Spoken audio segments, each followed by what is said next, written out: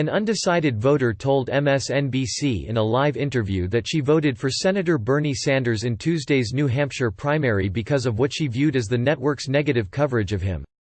"I want to say that the reason I went for Bernie is because of MSNBC," the woman said during the network's live coverage of the primary while sitting down at a restaurant in Manchester, New Hampshire. Go on, interviewer Ari Melber joked, looking at the camera. "I think it is completely cynical to say that Sanders lost 50% of his vote from 2016 when there were two candidates. Now there are multiple, wonderful candidates who are great candidates who would be great presidents we can all get behind," she continued.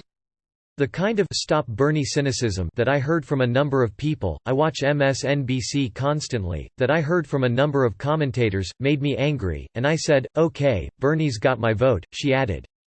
"This is such an interesting point," Melba responded. "What you're saying is, and we take criticism because we're journalists, right? We ought to be open-minded. You're saying that hearing from people, whether that's guests, commentators, the conversations you've heard, that you felt were designed to tear down Senator Sanders, or quote-unquote, stop him, actually endeared him to you." Absolutely. Absolutely, the woman replied. On Monday, MSNBC guest James Carville predicted it would be the end of days if Sanders captured the Democratic nomination.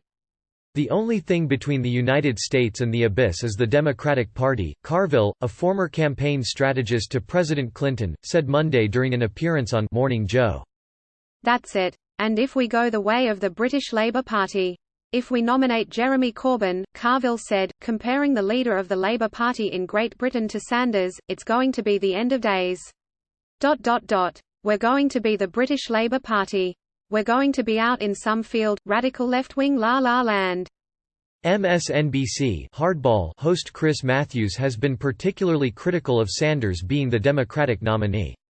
"I have my own views of the word socialist, and I'd be glad to share them with you in private," Matthews said Friday night after the Democratic debate in New Hampshire. "They go back to the early 1950s. I have an attitude about them. I remember the Cold War. I have an attitude towards Castro.